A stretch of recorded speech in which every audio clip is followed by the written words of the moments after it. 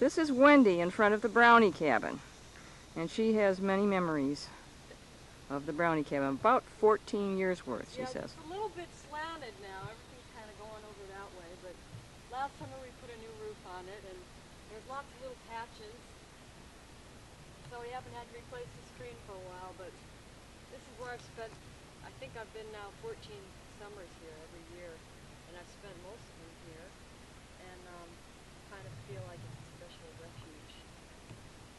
And it's funny to try and talk about any one memory, because for me, everything out here kind of rolls up into a feeling more than anything specific, so it's hard to talk about it, because the feelings are, some are really special and good, and some are really painful, but mostly I feel like it's been kind of a place I always come back to and have all those feelings and know that there was some place to do that. So Could that's what it's been to me. Could you reach inside and show us some of your... Well, I started this summer finally. I was able to do some work here, which I've never been able to do before. I've always brought out my sketch pads and thought I'd be able to do something, and I've never gotten around to it. But I've been doing some work out this summer, just right in here on the bed.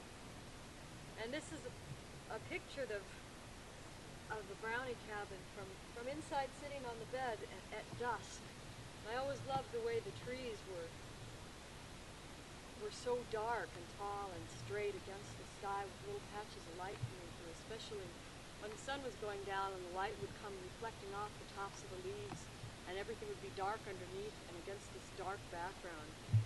And I tried to build this picture like a painting more, where you don't set out with a finished product, but you just sort of start somewhere and just kind of work on it and build it all up at once, and instead of trying to do careful little strokes, to just let it build itself with just the same kind of energy. So I felt like this was kind of a first drawing that really took off from there, like a painting almost. I haven't been able to draw like that before, so it's kind of fun to do.